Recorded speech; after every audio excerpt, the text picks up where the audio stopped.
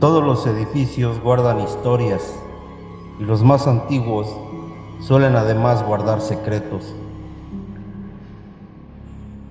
Algunos de ellos, entre sus paredes corroídas y mohosas, sus pasillos vacíos o sus oscuros sótanos, mantienen ocultos acontecimientos tan vergonzosos que se pretende que el tiempo se encargue de sepultar en el olvido. Pero en algún momento, estos secretos salen a la luz, siendo en algunos casos tan macabros que revelan actos profanos o incluso diabólicos dentro de lo que alguna vez se consideró un lugar inmaculado. Escuchemos a continuación la experiencia que me envió Francisco.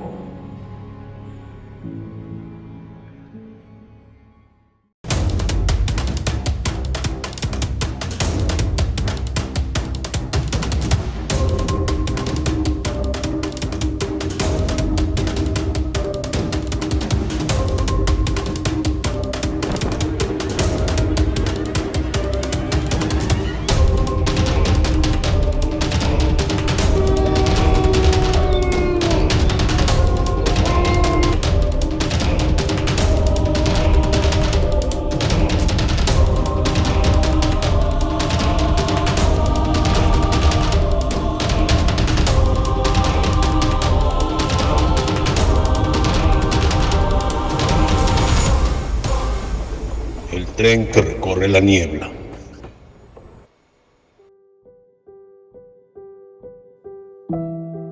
¿Qué tal, maquinista? Mi nombre es Francisco.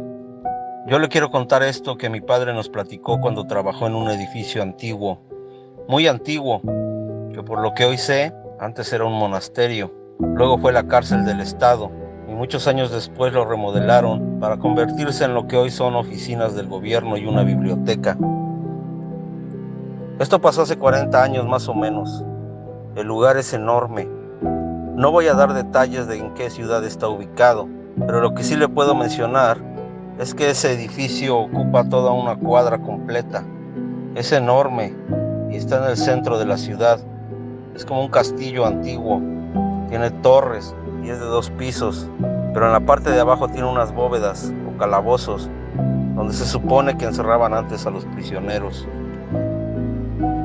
Mi papá era albañil y él estuvo trabajando en la remodelación que se le hizo a este antiguo edificio para convertirlo en oficinas. Me acuerdo que desde los primeros días que mi padre iba a trabajar ahí, siempre en la cena llegaba con una anécdota muy extraña de cosas que les pasaban allí.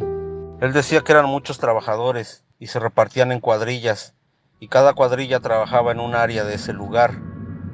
Mi papá decía que donde él estaba primero trabajando, había una escalera de caracol vieja de metal que llevaba hacia la parte de abajo, donde estaban las bóvedas. En esas escaleras, uno de sus compañeros había visto a una monja bajando, pero el lugar estaba vacío y solo estaban los trabajadores, y eran puros hombres.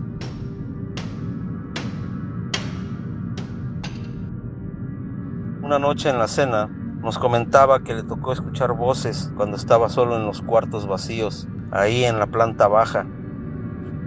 Una vez, el encargado de la bodega de materiales escuchó que alguien bajaba corriendo por las escaleras, luego un grito fuerte y un golpe. Ese señor salió rápido, pensando que alguien se había caído o había tenido un accidente, pero su sorpresa fue grande, porque no había nadie.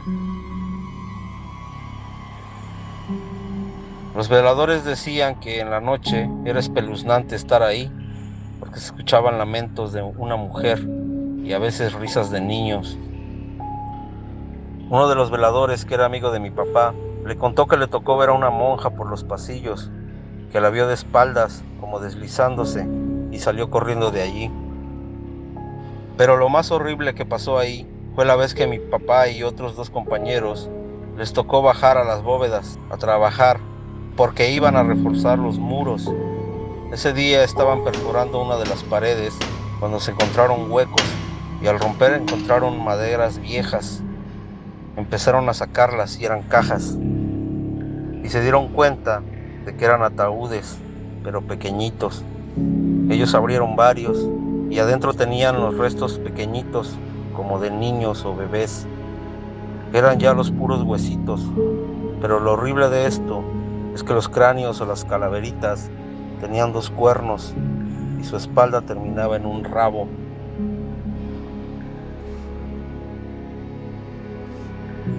Ellos rápido le avisaron al encargado y él les dijo que no había que tocar nada de ahí, y los ayudó a regresar todo y a tapar de nuevo esa parte con concreto.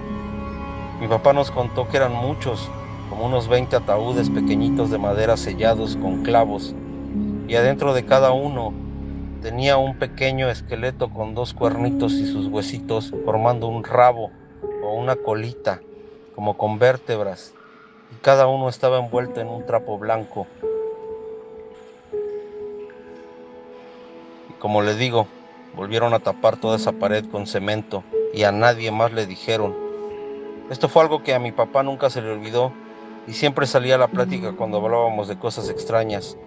El edificio, como le digo, existe y ahora está muy remodelado por la parte de afuera y se rumora que ahí espantan. Siempre me he preguntado qué serían esos esqueletos y por qué estarían allí entre las paredes de ese tenebroso lugar.